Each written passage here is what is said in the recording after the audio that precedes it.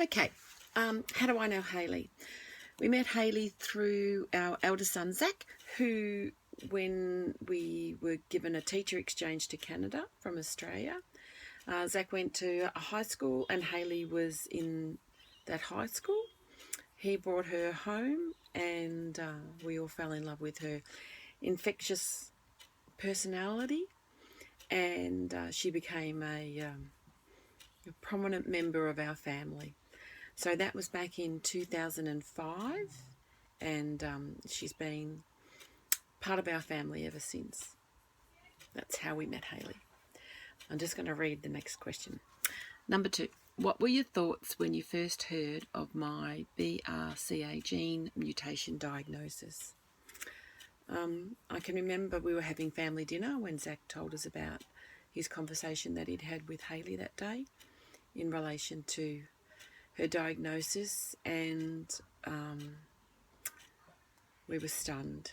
We were distraught and stunned, flabbergasted, and incredibly worried about the decisions that Hayley was going to be forced to make.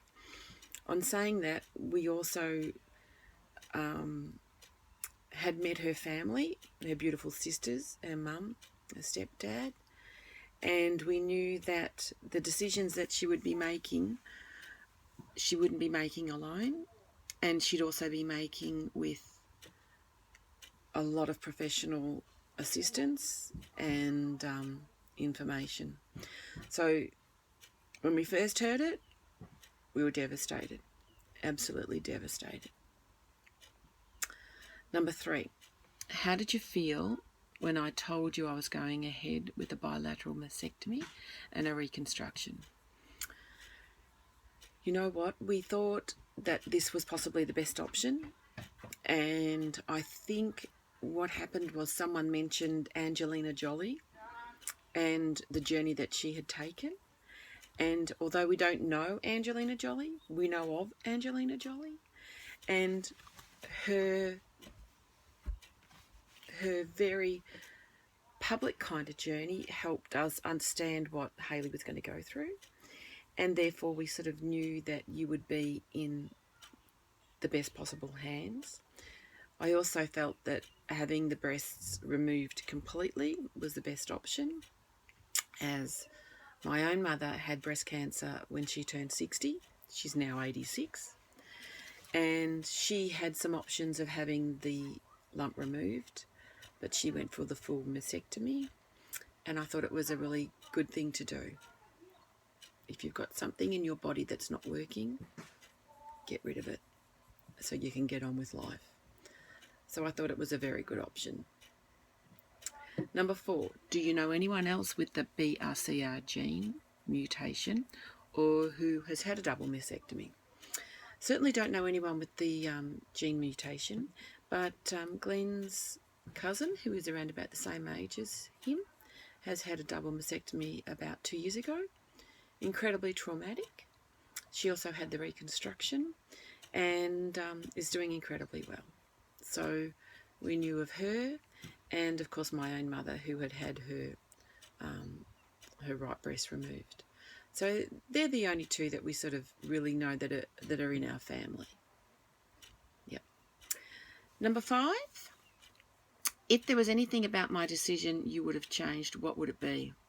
And you know what? There's nothing that we would change. It's your decision. It's your body.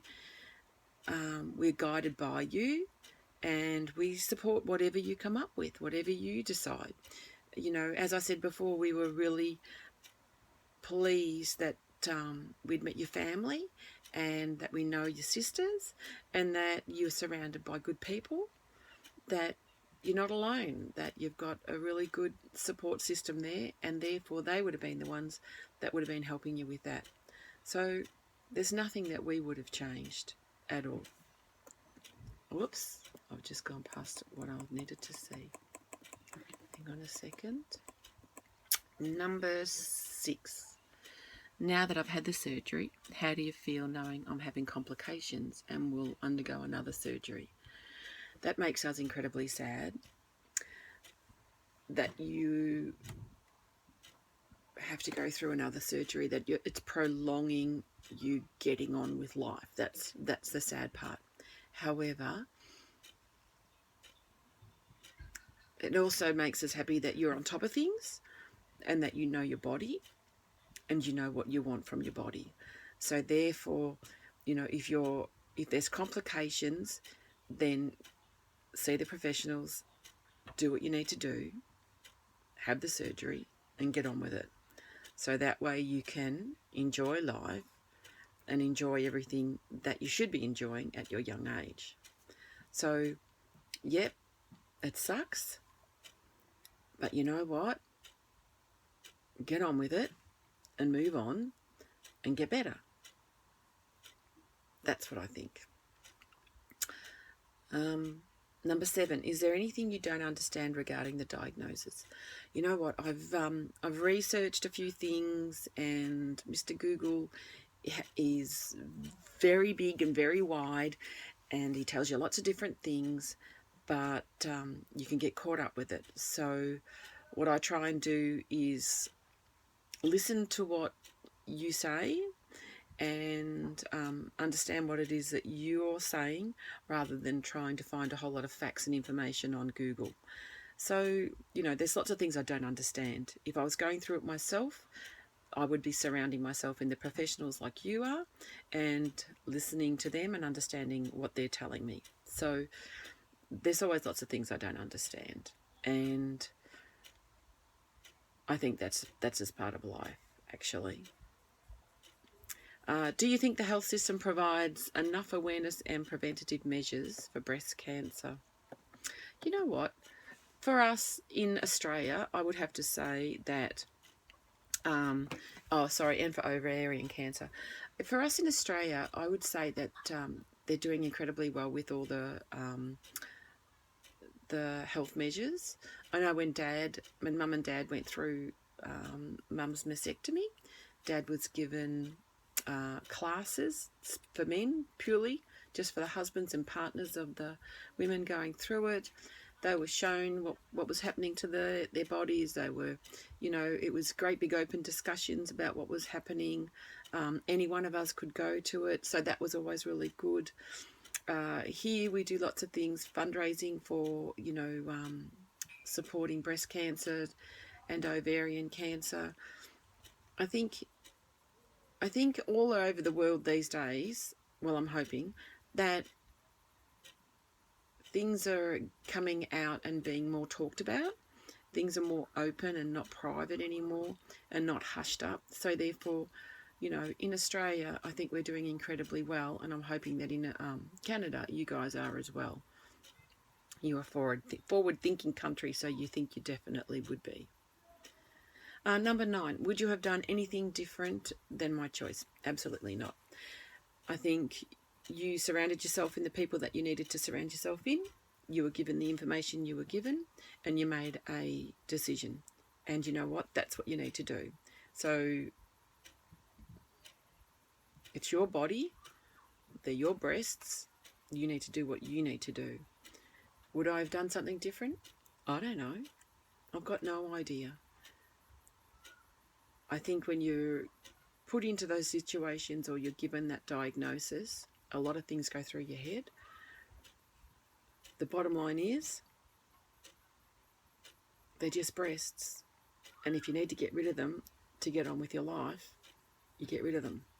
And I think you did an incredibly good thing, because it showed that you're more interested in longevity.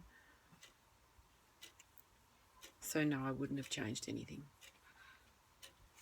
I'm just going to whiz down here. Are there any comments or advice you would like to give to the family and friends about being affected?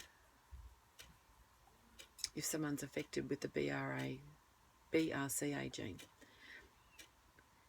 You know what?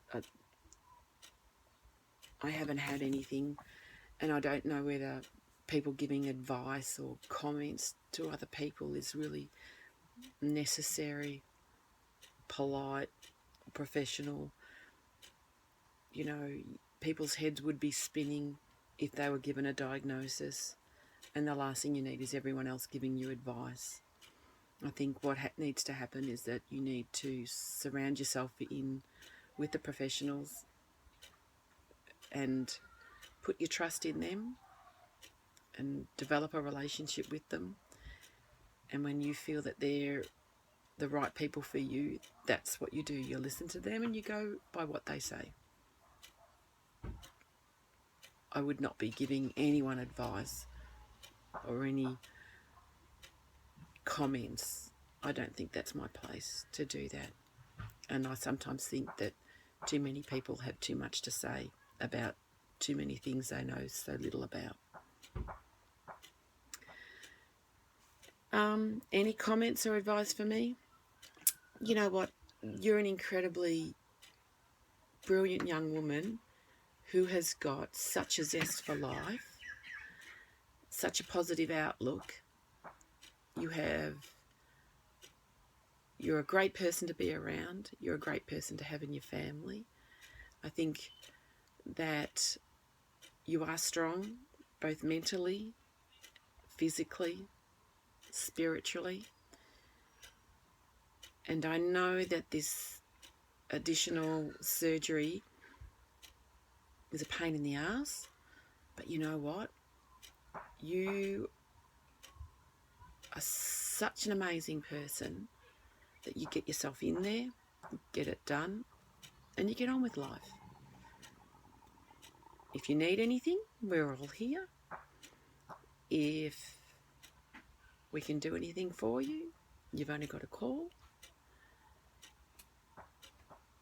But the way you go about your life is just so addictive and so enjoyable.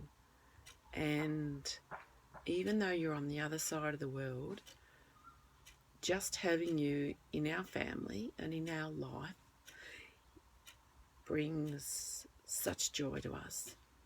And we just think that you are awesome, and you'll go about this and you'll get whatever needs to be done to get back on and get back into the swing of things. So do what needs to happen. Know that we're here, and keep doing what you're doing. We love you. Ciao.